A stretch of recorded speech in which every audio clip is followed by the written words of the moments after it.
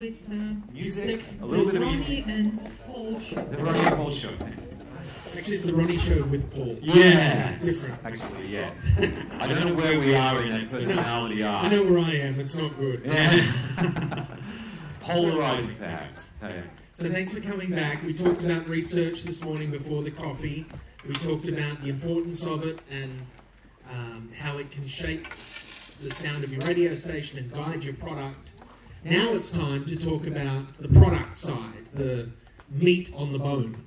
Yes. And we have to start with music. Yeah.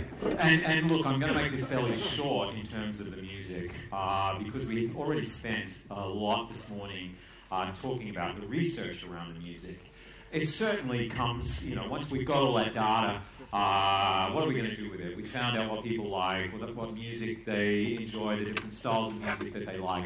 So I'm going to go through these. These are kind of the rules that I would suggest could apply to any radio station approaching their music. In essence, it's about a mood. Music's about a mood. And different life groups that come together, the different styles that come together create a mood. Some radio stations want to be up and vibrant. Some are easy listening. Music and the goal of music is to create a mood.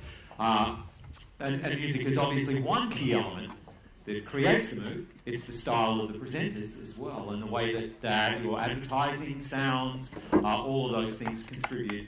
Well, we started this morning with the Coleman Pyramid. Yes. And there's a line on this screen that says, if the music isn't right, you don't have a chance, which speaks to Coleman. It's the base of the pyramid.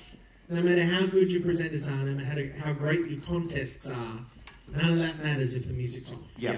It's and the other point here is that programming music is a balance of art and science. You've heard us talk about art and science today a number of times. And for me, the thing is that if I look at Spotify, I can create my ultimate playlist on Spotify.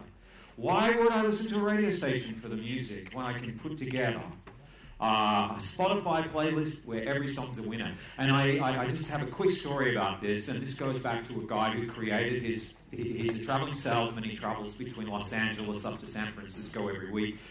He's on the road.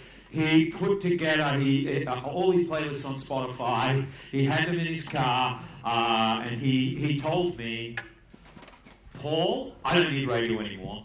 I got Spotify. I've got every favourite song that I ever have thought about all on my playlist. He started that playlist. He did a trip up to San Francisco, came back, thoroughly enjoyed his playlist. He went through it. As time went by and as weeks went by, what happened was he found himself skipping.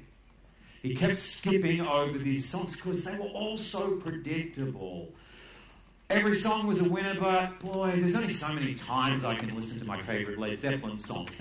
And what was missing was surprise and delight. And what radio stations can do with their music is surprise and delight. We can expose people to new music, but we can curate music. And it's very interesting that organisations like Spotify now are employing. I have a good friend who works for Spotify. He's a radio guy, and he is a music programmer for Spotify. He is curating and creating playlists based around moods and styles. So it's very interesting that radio, I still think, has an advantage in the area of music, that we can expose new songs. We can surprise the audience with gold songs. And delight the audience with new sounds. Like the travelling salesman, he was getting so sick of his perfect playlist. Okay, so the art. I think you need to listen inside out through the listener's ears, something that we talked about earlier today.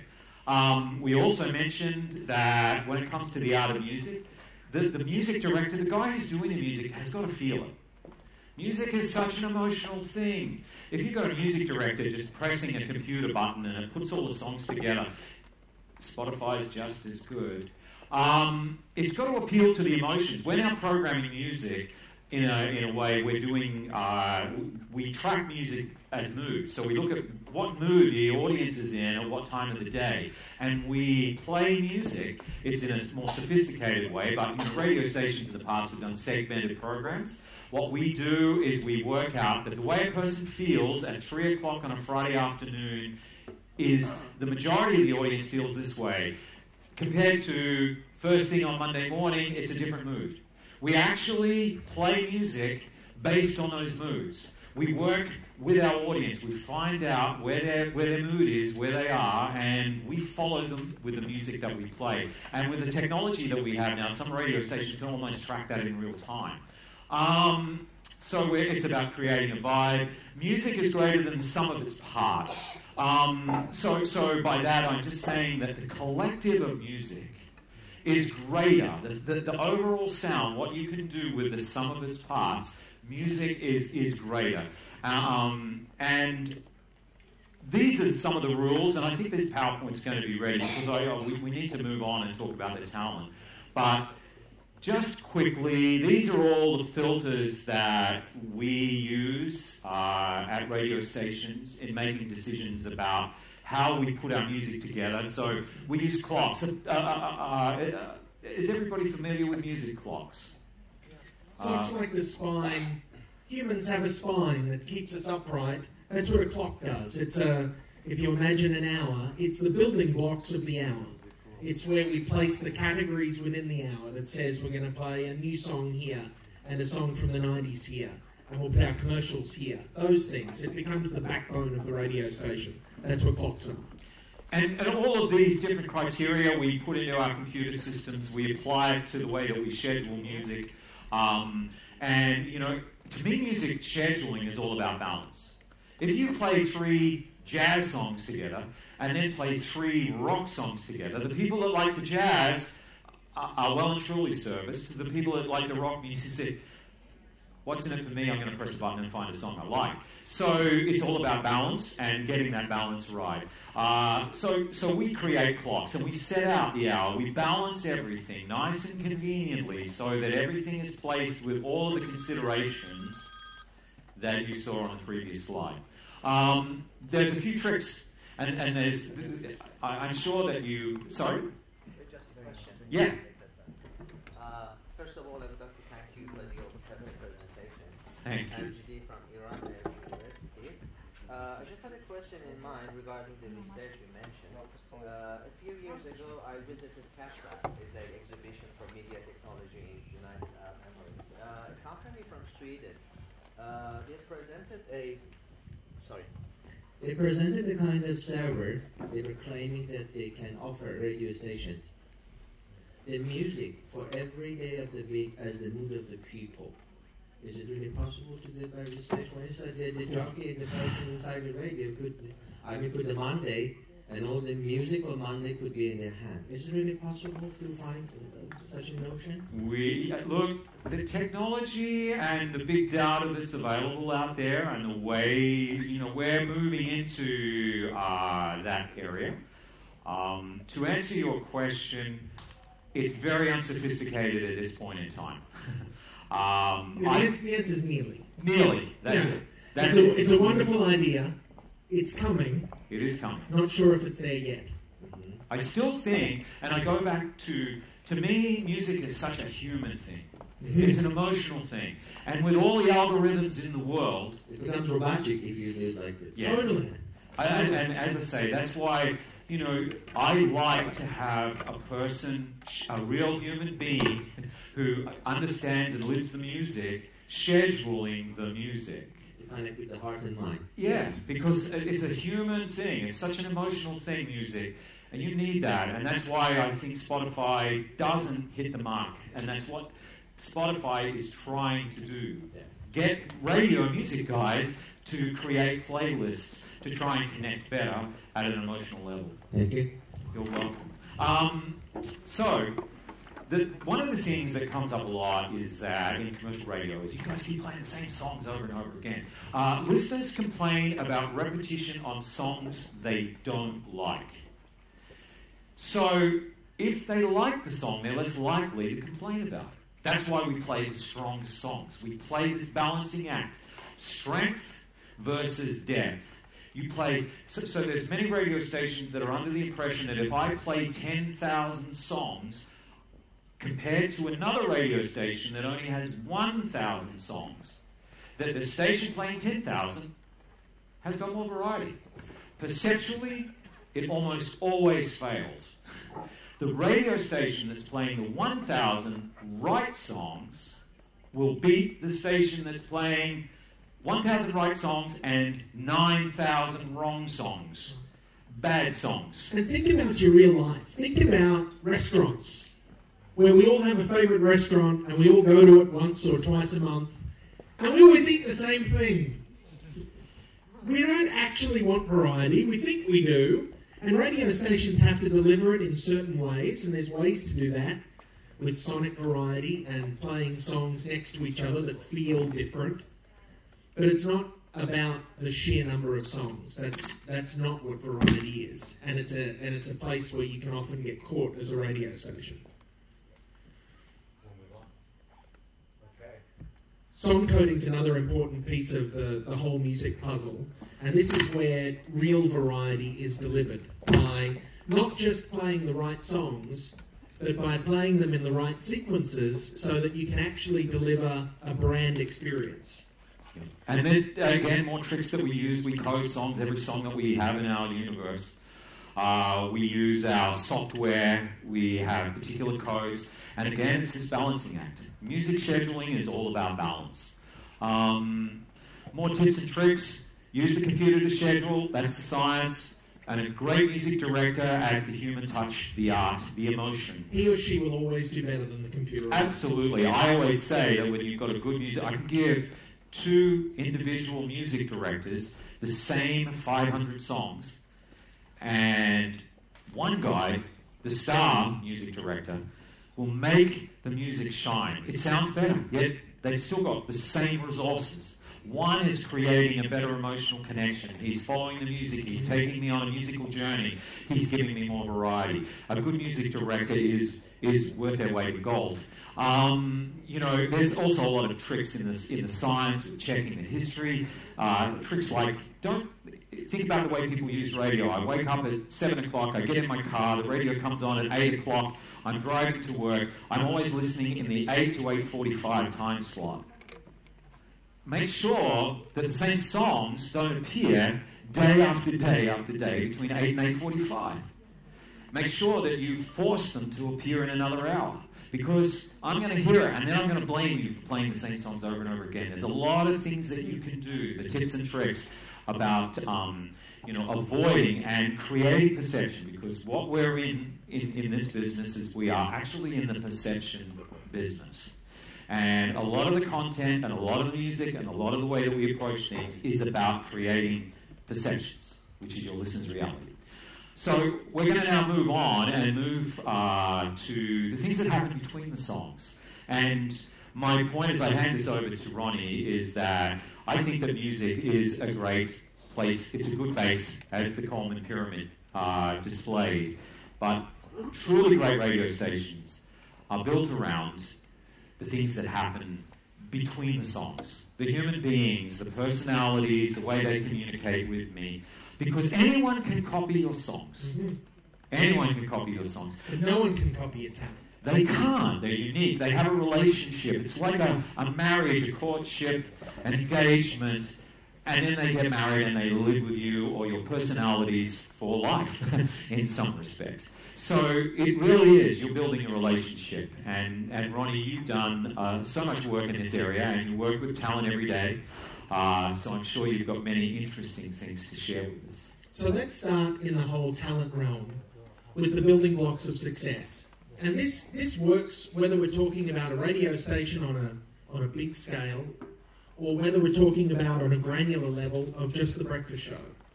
The 3 things that matter ultimately are audience focus, flawless execution, and memorability. And if you can do those 3 things, you win. We say radio station, we say breakfast show, but ultimately that works if you have an Italian restaurant. Audience focus is about serving the foods that the audience actually wants and not serving the foods that they don't want. Flawless execution is about not dumping the spaghetti in your customer's lap. And memorability might be the great desserts you have, or it might be the endless chips, or it might be your waiters and waitresses dressed in crazy uniforms. Audience focus, flawless execution, memorability. It works. An important piece of being great at doing a breakfast show is to understand exactly what you're getting out of bed to do. And great breakfast shows reconnect and inform. It's what they do. The audience has been asleep for 8 hours, they've been off the grid, they don't know what's happened, and it's our job to make them feel part of planet Earth again, and specifically the market that we're in.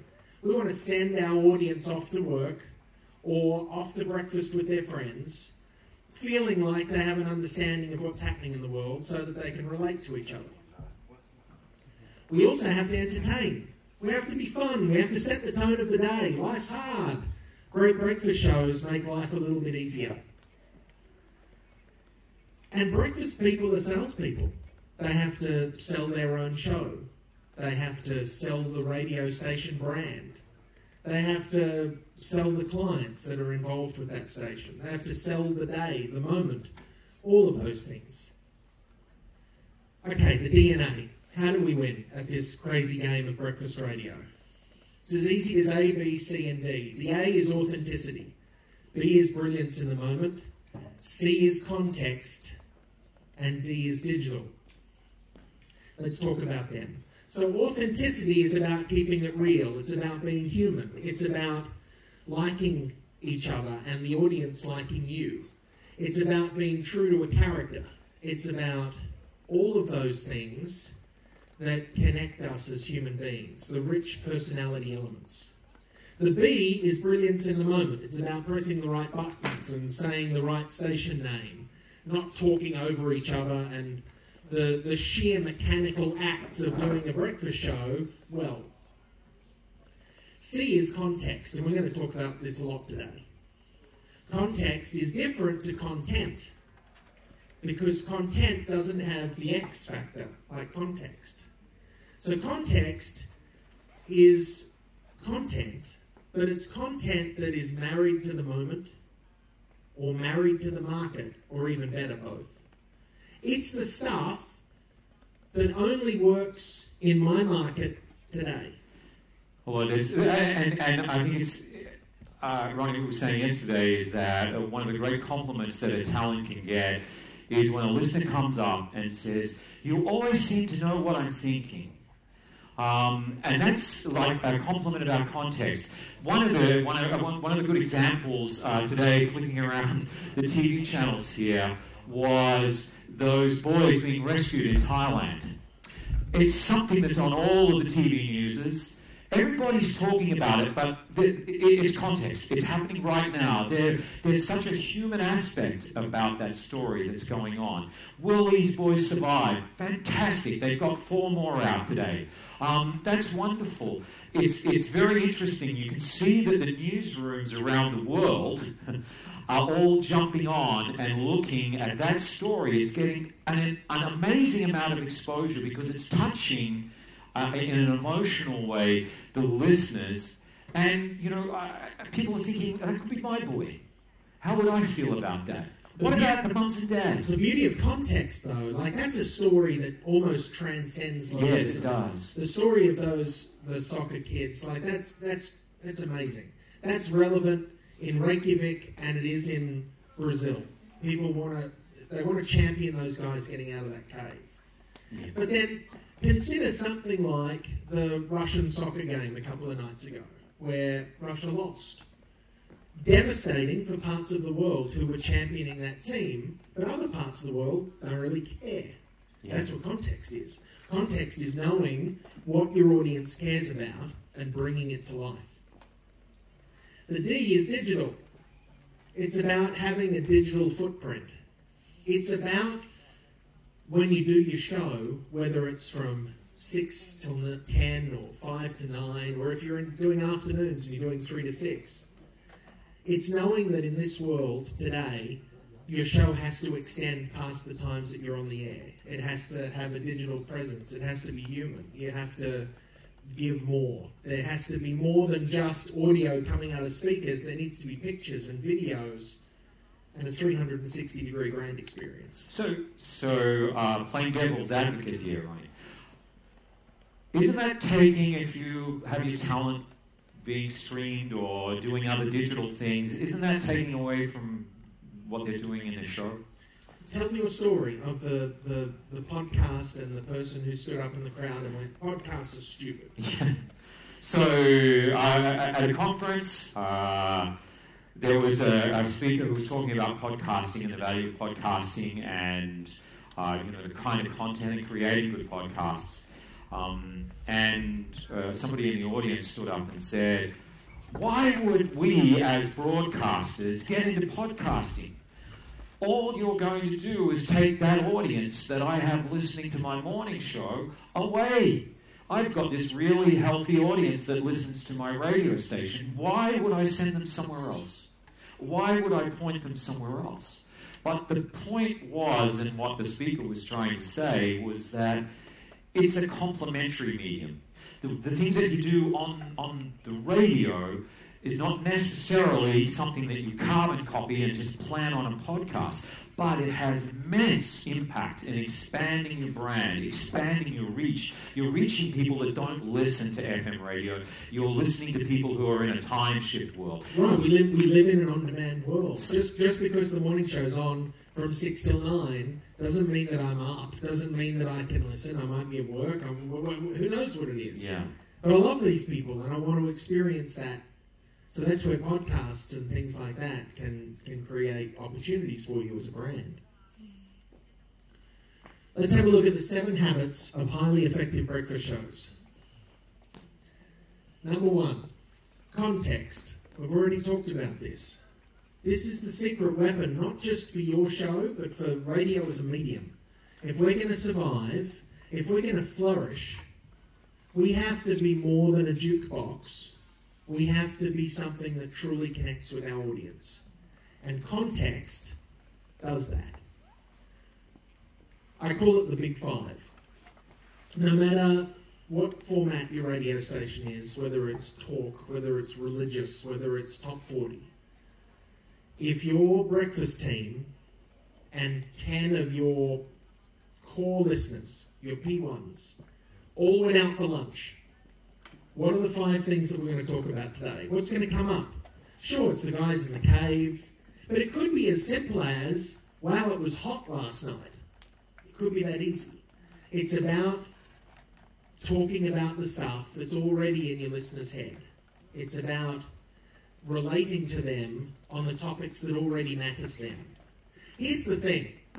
If we were in the movie business, we would spend weeks crafting our movie, and then we would force people into a dark room where the seats don't pivot, everyone's facing one direction, it's kind of rude to talk, and you have to watch this thing. But radio doesn't work like that. When people are listening to our work, they're doing other things. They're jumping in and out of the shower, they're driving, they're taking phone calls, making kids' lunches, worrying about the boss's mood today.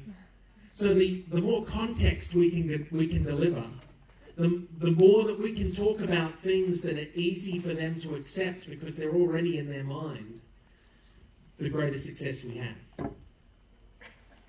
Habit number 2 is planning. You can't build a house without a plan, and you can't build a daily breakfast show without a plan. It requires much planning to sound unplanned. It requires lots of thought and lots of thinking about ideas and where conversations can go for them to be great conversations. Ronnie, I've had talent say to me in the past that if you plan too much, it takes away from the spontaneity. Spontaneity is good, but we should know within the confines of this break kind of what we're going to talk about and who's going to lead it.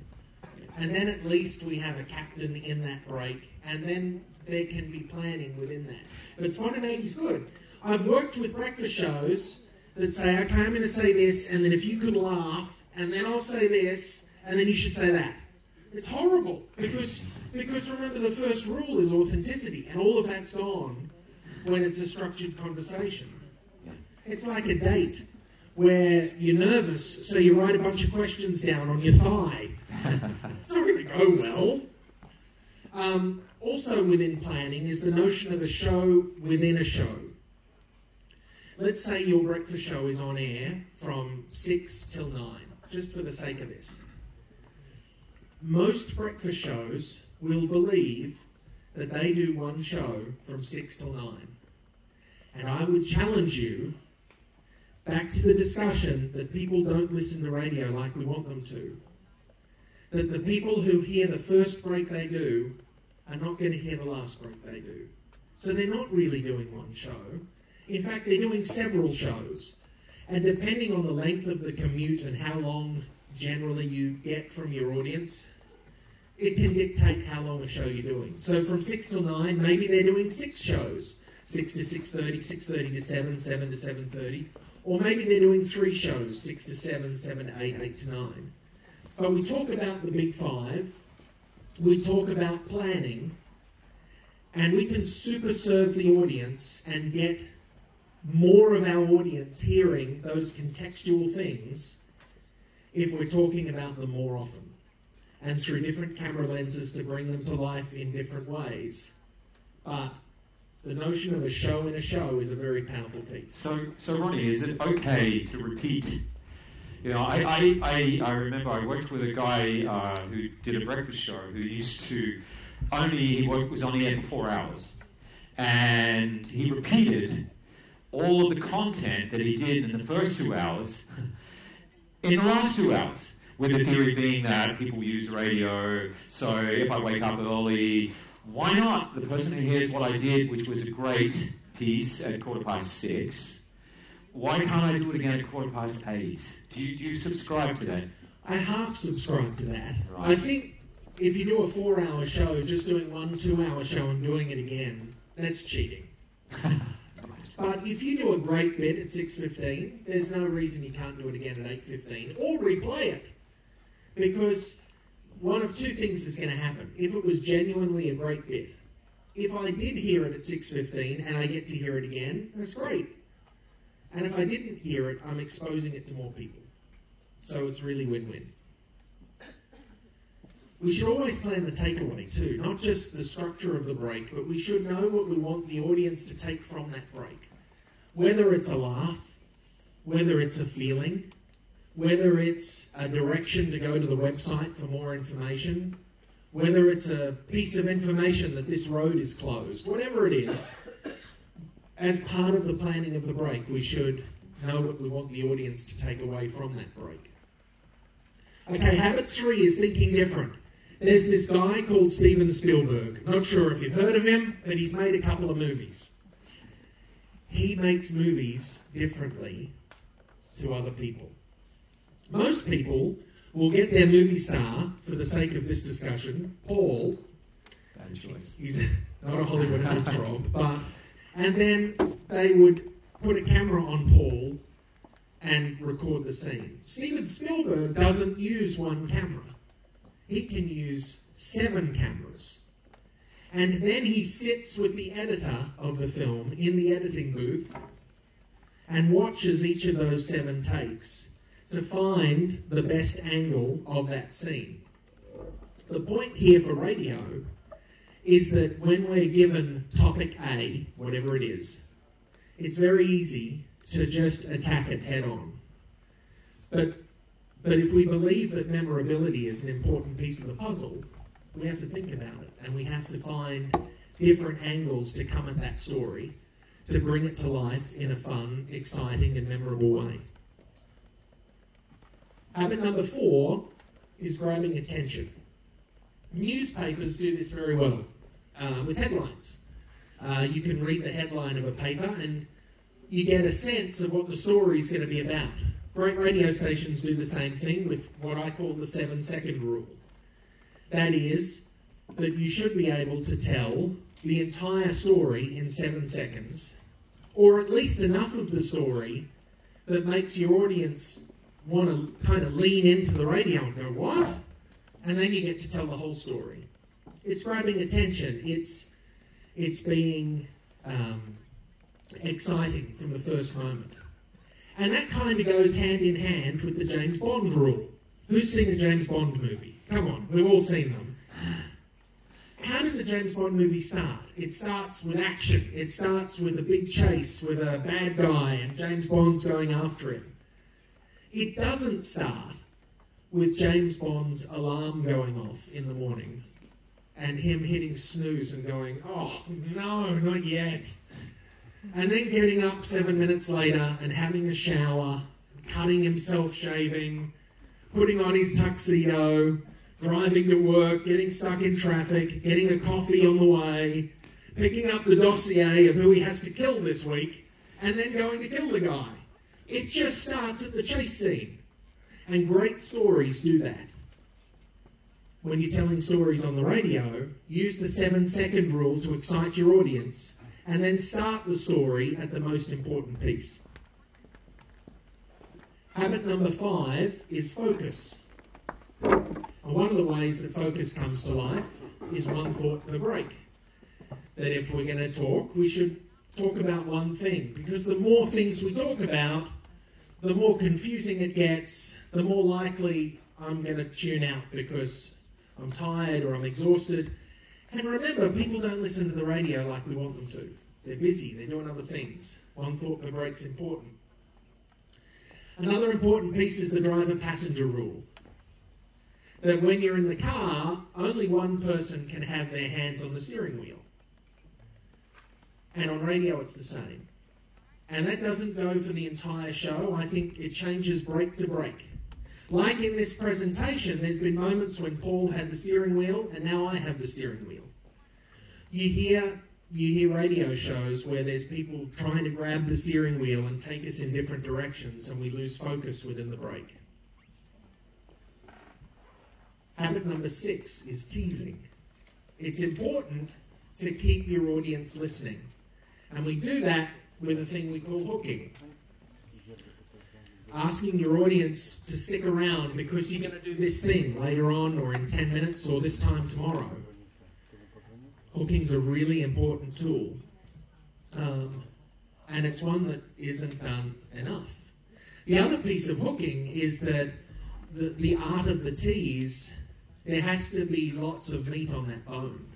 It's very easy to say, I've got a story about Bruce Willis next. But you haven't given me any reason to care. You haven't made me feel anything. And the golden rule of a great tease, of a great hook, is to give most of the story away except for one piece. So if a story is who, what, when, where, and why, give me everything except the who. Or give me everything except the why. And it actually creates a much better tease. So the first tease was, I'm going to tell you about Bruce Willis next. And I'm making all of this up, by the way. If Bruce is watching, I apologize. You're a charming man and I love you. The second tease could be, Bruce Willis was arrested last night in Hollywood. You'll never believe what he did, and I'll tell you next. I've given away all of the story except for the one piece. And it's a much more powerful tease by doing that. Hey, Ronnie, my question is, how far, I think that promoting, obviously, content on your show and your station is important. How far out? Because sometimes I hear shows, they're like a shopping list. Right. So, this morning we're going to be doing this and this and this, and we've got this show coming up. But the fact is, the reality is, by the time you get to that, it's 4 hours away. Right. My problem is, I hear that. I want to hear, my lifestyle, I'm going to get to work at 9 o'clock. I'm not going to make it. I can't hear it at 9:30. Paul, you hear that from shows who believe they do one show. Right. Instead of shows who believe that they do multiple shows in that time zone. Because if a show does 3 shows, one from 6 to 7, one from 7 to 8, one from 8 till 9, they're not going to tease into the 8 o'clock hour because it's too far. It's a different show. Now, the thing that would break that rule is if you have something exceptional happening. This time tomorrow, we're going to give away $10,000. Or at 4 o'clock this afternoon, the Queen of England is coming in to request a song. Whatever. She's a big Katy Perry fan. And that leads us to the Starbucks way. Starbucks is a huge coffee chain around the world. And they never upsize. You know, sometimes the stories of McDonald's that you can walk in and you order a small fries and they say, but for 50 cents you can have a large fries. Starbucks don't do that. Starbucks don't care how much you spend with them. What they want you to do is come back again. Starbucks will say, keep your receipt. If you come back this afternoon, your next coffee's $1. Or come in tomorrow, etc. The thought being that time spent listening is not just a linear equation of asking our audience to listen for another 5 minutes or 10 minutes, but it's also about creating occasions. You should come back later. You should do this thing same time tomorrow. They're very powerful hooking and teasing methods. And then story arcing, creating a story that lives longer than one segment or one show. It lives over days. And it grows and it extends, and you take the audience on a journey with you through that story arc. Is a very, very powerful tool to grow your personalities and to tell stories that matter. Voice in the cave. Indeed.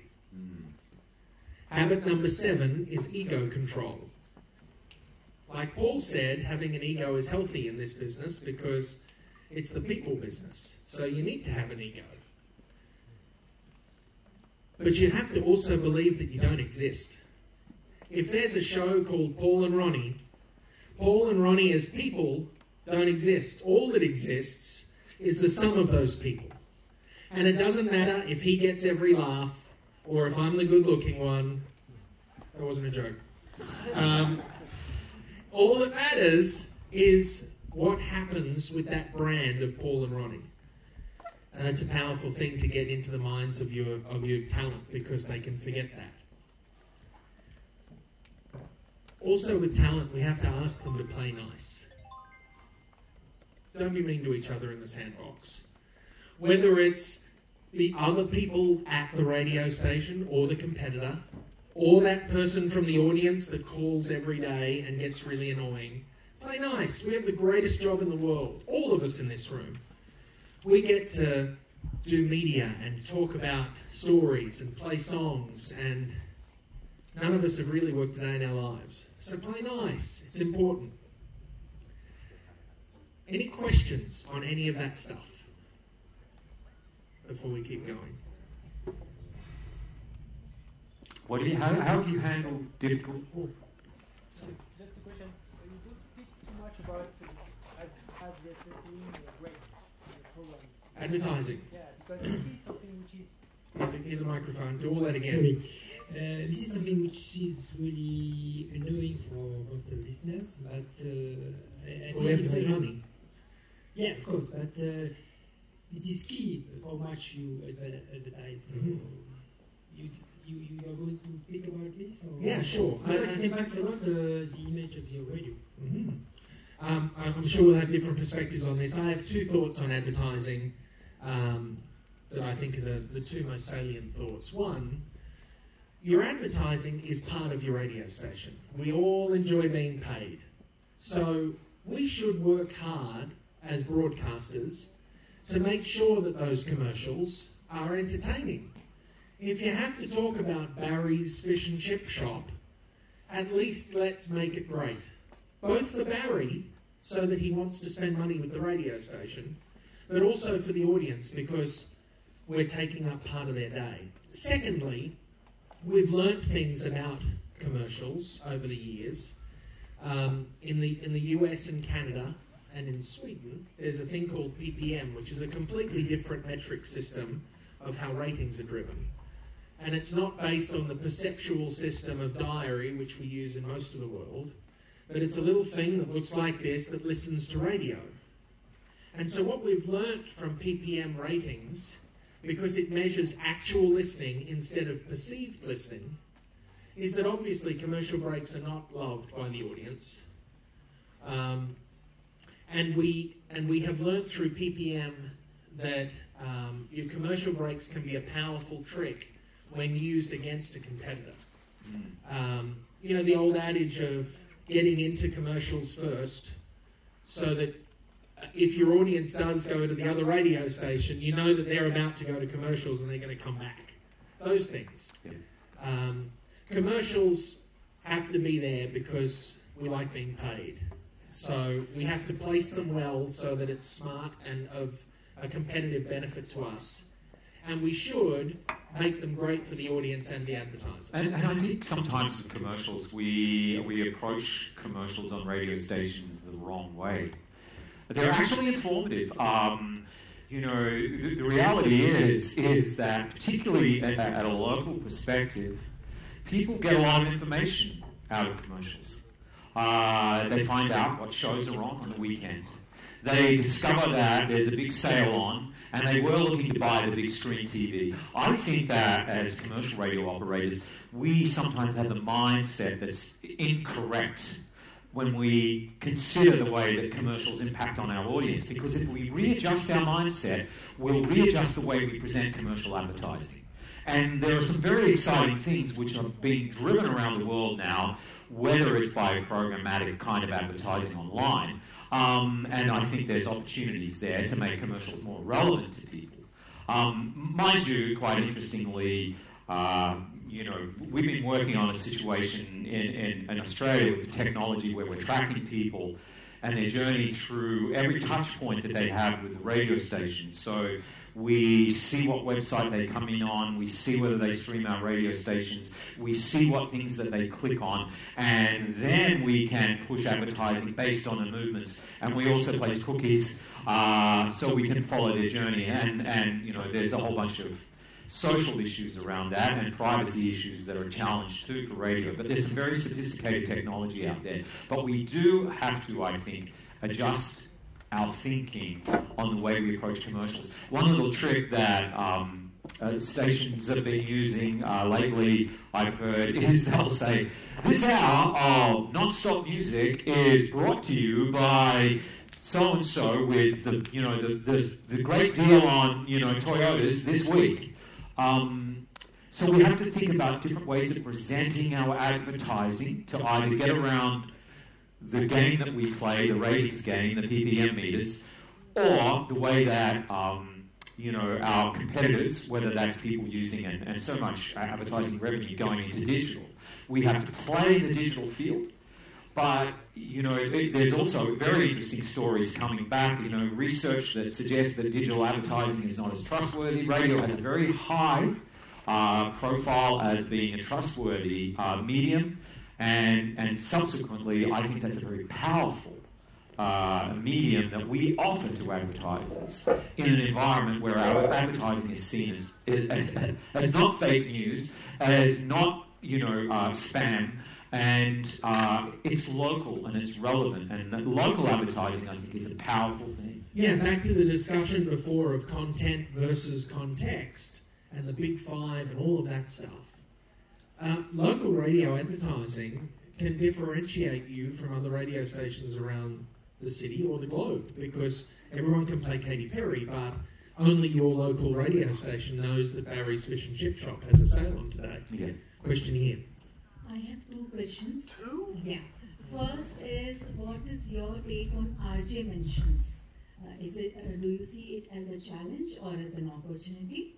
And another thing is, you talked about how to deal with the advertisements and how to place them strategically.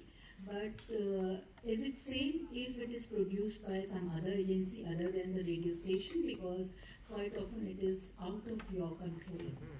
So. Do you want to start with the first piece and I'll grab the second? Sorry, I didn't really understand the first piece. Okay, go again. The first question is, what is your take on RJ mentions? Do you see it as a challenge or an opportunity? Wherein RJ mentions a product or a service. Yeah, sponsorship, a credit. An endorsement, yes. Okay, so radio stations are using that more and more in Australia. Because it's so powerful. It's incredibly powerful.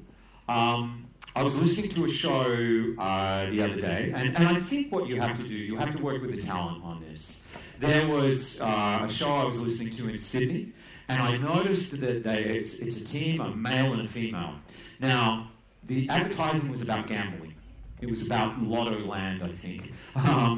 And the female had a very strong position against gambling. And she was not forced to engage in that commercial read. Only the male presenter in it did. I think you've got to find the right fit. I think it's a very powerful medium. There is nothing better. If you think about it, these people are your listeners' friends. There's a relationship, there's a trust. But you also have to respect that trust by not forcing a policy in your radio station that your breakfast announcers must read at least one live spot every half hour. I totally disagree. Totally disagree? Yes. Thanks, Paul. You've started an international. No, that's great. I like to hear disagreement. Hang on, I'll take this up. Get stuck into it, please, for me. Well, I'm Wolfram. I'm also a talent coach. And I totally disagree because if a DJ does the commercials on a live show, it grabs on the credibility of the DJ. Never do it. Sorry. Never do it and never let them go for a commercial. Live. Yeah. Interesting. I think I'm halfway between you guys. Yeah. I think I live in the space that I'm okay with it as long as it doesn't breach their personal brand values. Yeah. And what you're saying about trust. Yeah. And you know, look, if we had the luxury, a lot of radio stations wouldn't do it. Oh, yeah. If the choice was, could we do it or not do it, you wouldn't do it. Yeah. A commercial decision a lot of the time. I don't want to sell a pot. Right. Why? What for? Yeah. Just for money? No, I don't want to go there. Because maybe on the next break I have some journalistic content, and I have to be credible. I'm not selling a pot, you know? And I think that's an interesting discussion piece too. Yes. Particularly if it's talk radio. No, it could be full service. But I think talk radio is a place where you have to be extra careful with that stuff.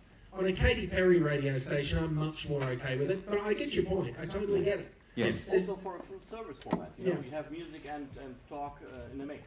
Yeah. Maybe you have 8 minutes of talk an hour, plus these live commercial stuff. So there you go, it's a can of worms. and people in this room are going to disagree, and people in the audience are going to disagree. They're going to say, why are they doing that? Just tell me about the fun stuff, or the credible stuff, or whatever they expect from that show. Well, if the price is a factor 10 higher, okay, maybe I also... Everyone has a price, Wolfie. Yes.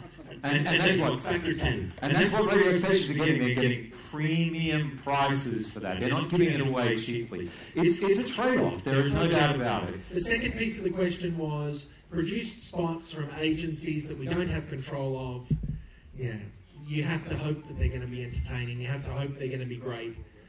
I have certainly in my career heard commercials from agencies and called them and delicately said, could we remake this spot for you?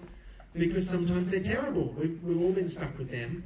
But I think the overarching thought here is the mindset of let's not just segment commercial breaks, back to your thought, of something that is just a thing, but rather put your arms around them, integrate them, because they create part, ultimately, of your stationality, which is what we're up to now. Yeah.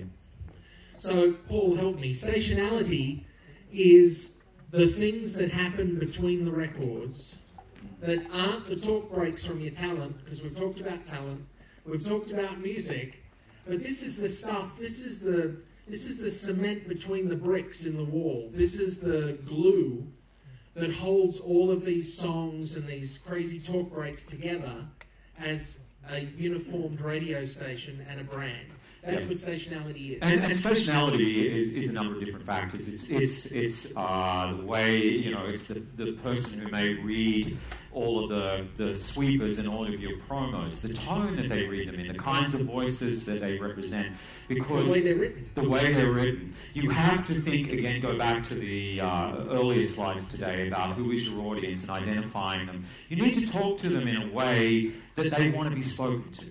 And I think there's a lot of radio stations that go through that. I'm not a big fan of a lot of radio station production around the world and stationality, because I think it's very forceful. It tends to be aggressive.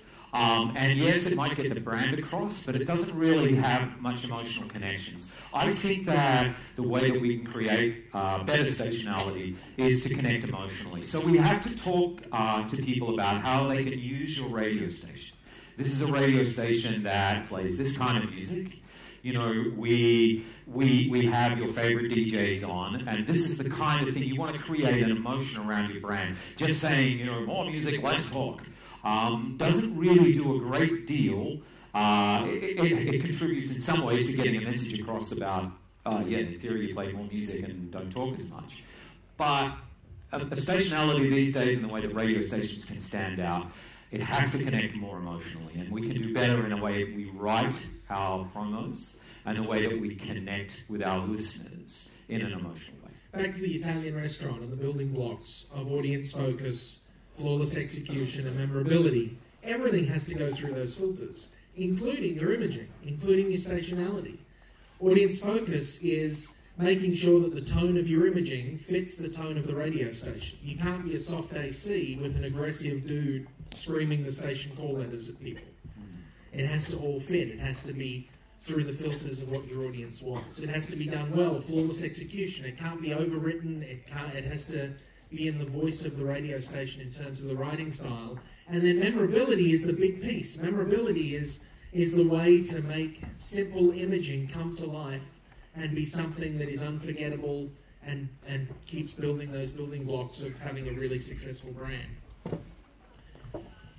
Okay, another piece of the puzzle is marketing and promotions. We're getting close to lunch, I promise. Marketing and promotions is kind of the whipped cream and cherry that sits on the top of the sundae. It's the stuff that, it's the packaging, it's the box that you buy it in, it's the initial appeal factor that can make a radio station a mega brand or just another thing on the radio dial. But I've got no money, Ronnie. Well, I've got no money to spend on marketing. That happens everywhere. Yes. So is there any way to get around, you know, that? Are there tricks and Sure, because marketing can be a $100,000 campaign with buses in the city or TV ads, but it can also be setting up a charity car wash and changing the dial of people's radios of the cars that drive in. Marketing can be sending your breakfast show out to shake hands with listeners, or doing broadcasts on streets where, yes, there's some fans that have invited you to the street, but there's neighbours that have never heard of you. That's marketing. Marketing is arguably anything we do that is Cume focused instead of P1 target, superfan focused.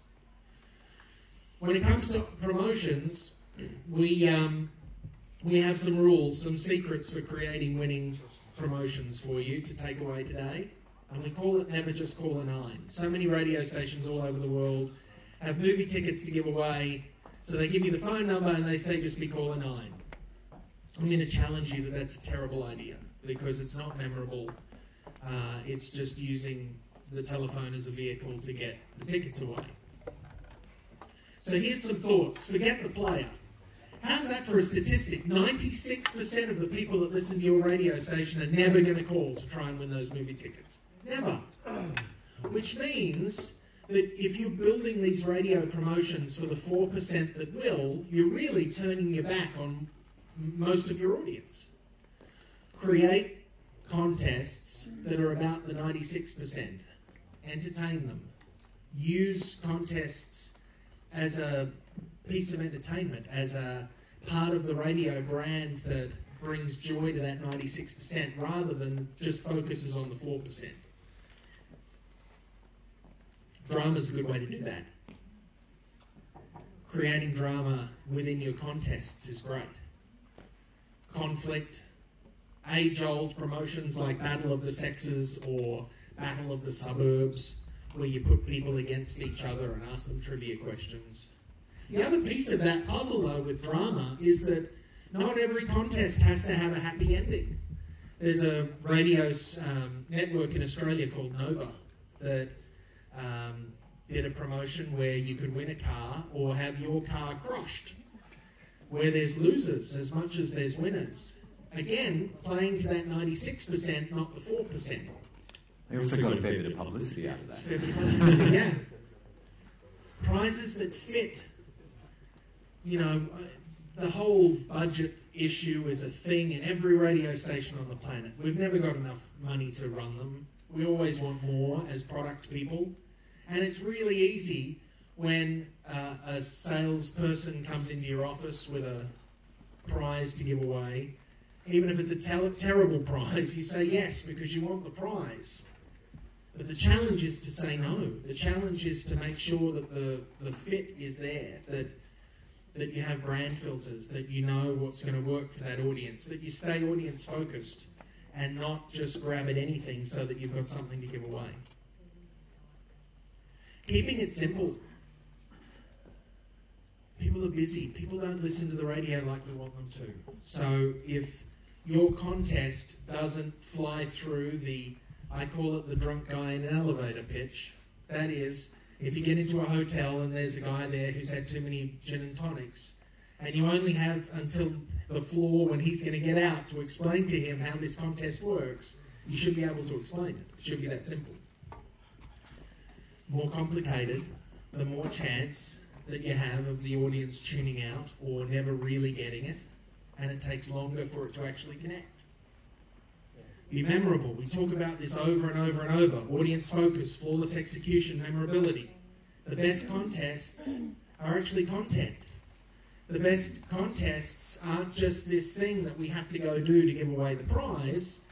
They're actually a cool part of the day that listeners look forward to because they're part of the fabric of the brand and the radio station. They should be fun. They should create appointments. They should engage your audience. They should be one of the high points of your audience's day.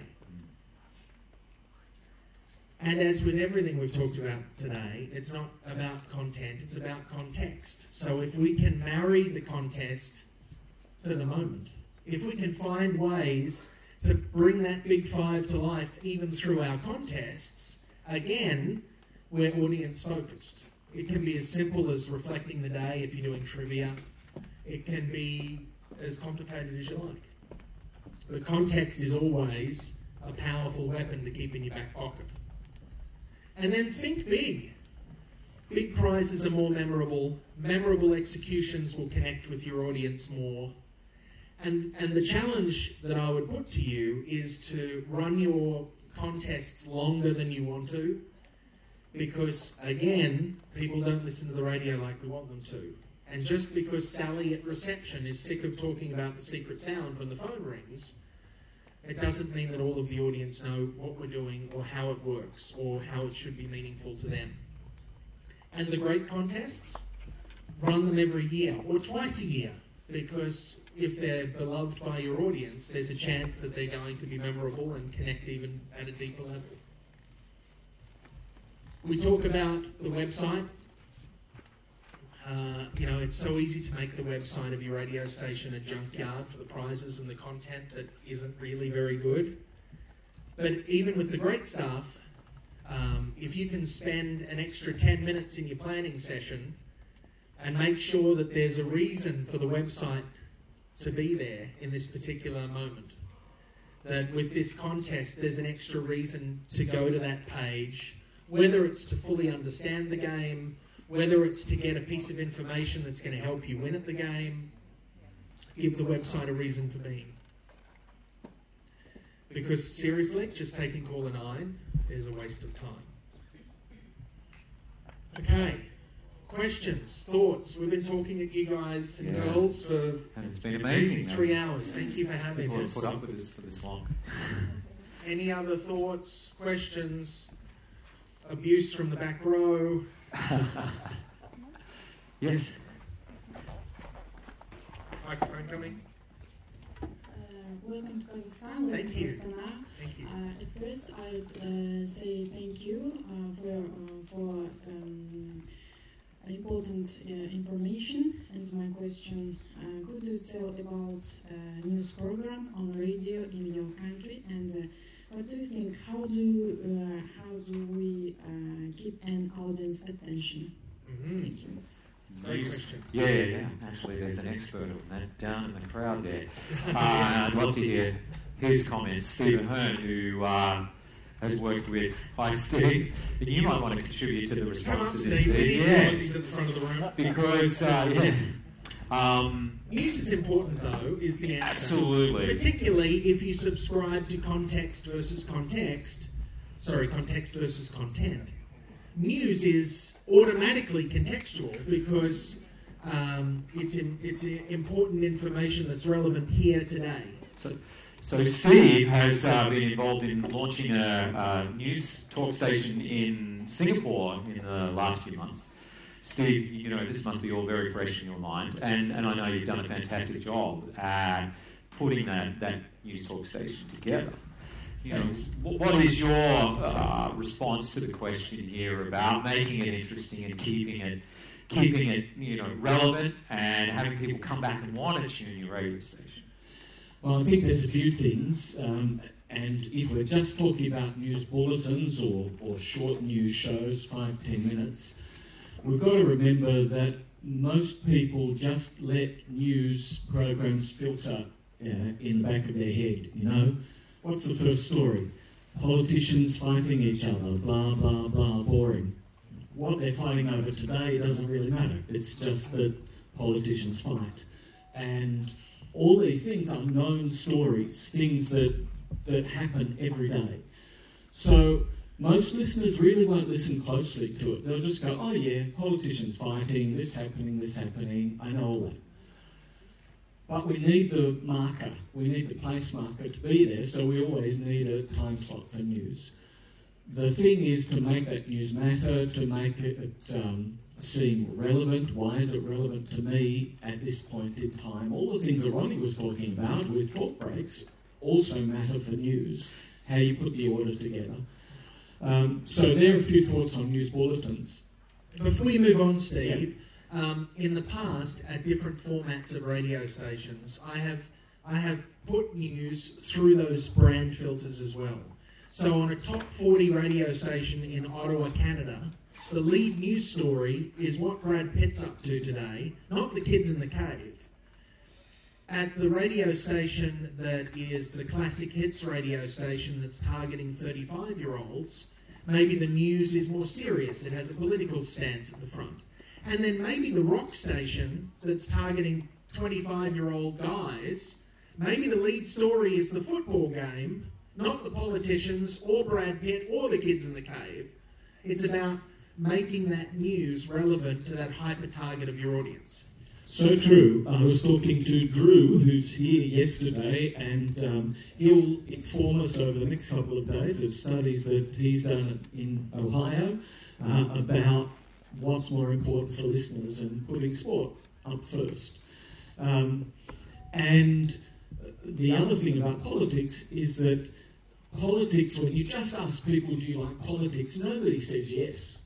Only the 10 people who work in the parliamentary press gallery reporting politics.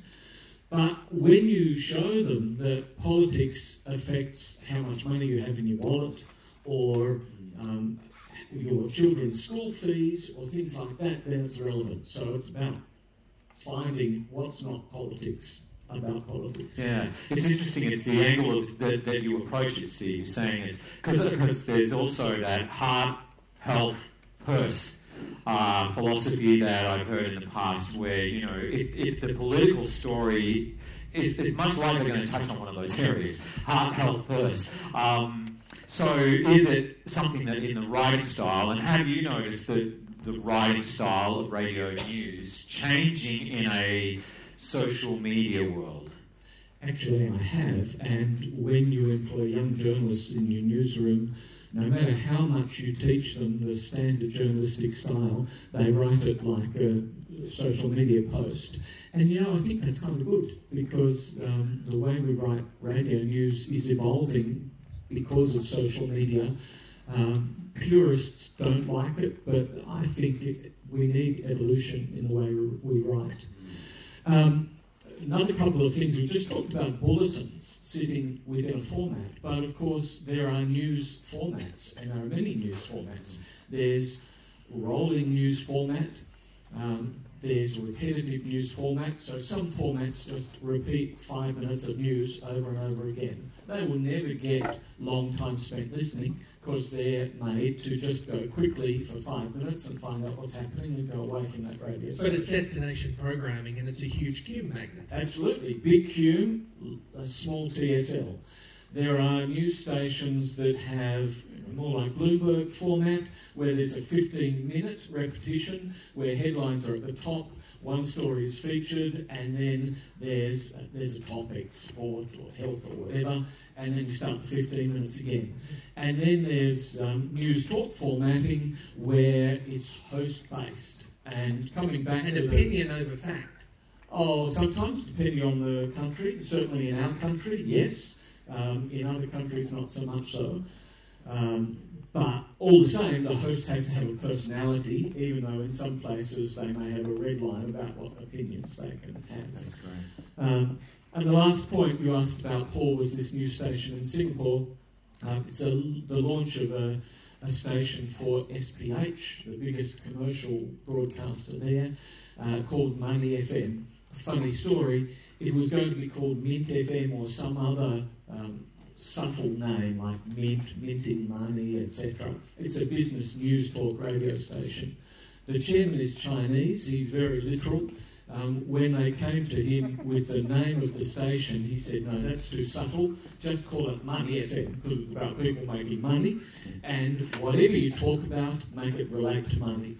And so when we formatted that station, we had to have that brief. That's awesome. great. Thank you, Steve. Thank you, Steve. Any other questions, anyone? Okay, ladies and gentlemen, thank you very much for having us this morning. Hopefully you've got some nuggets of something to take away, whether it's the research side or the music side or the personality side. Paul and I are available to chat with. Yep, we'll be floating around tonight at the dinner as well. And there's our emails on the screen should you want to talk to either of us at any point in the digital world. Yeah. And thank you so much for sticking with us today. It's a very long session and pretty hard to stay in your seat for this long. So thank you so much for your attention. We really appreciate it, and it's been a pleasure being here. Thank you guys. Okay, so just some housekeeping. You've got lunch now, and you need to come back because we have another workshop here, and it's about children's radio, online, as well as on air. So oh, but Olya, it is not a workshop. Oh, no, it is a play shop. We're going to have some fun, guys. So please come back, 2 p.m. sharp.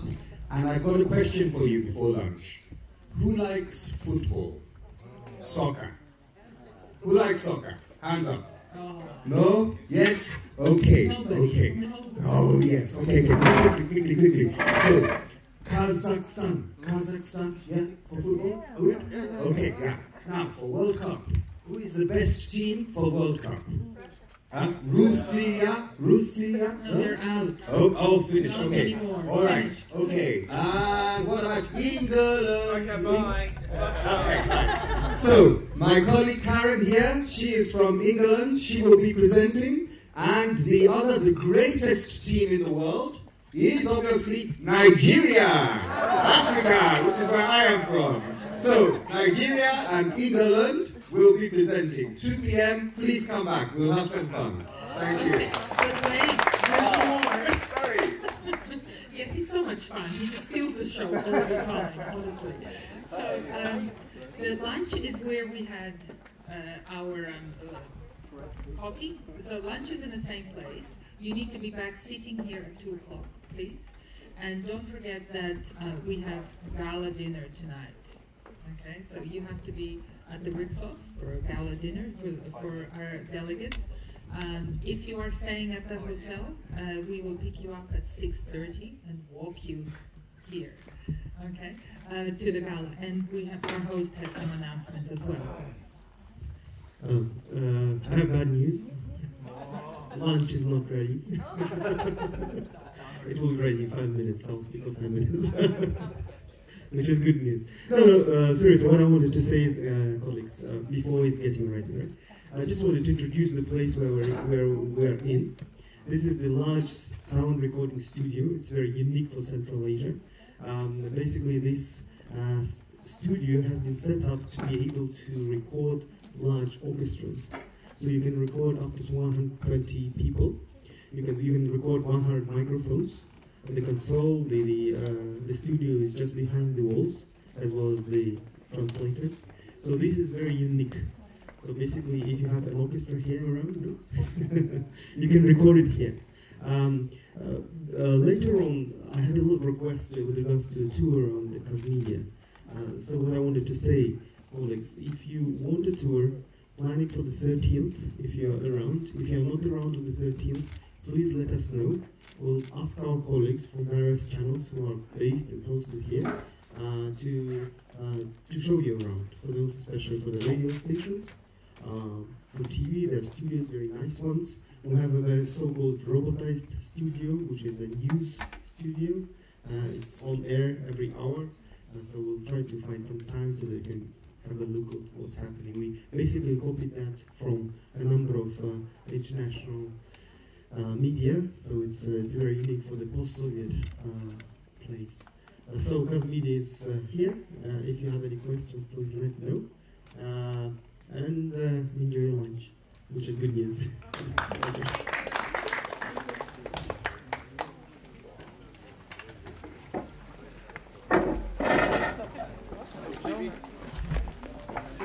See you too.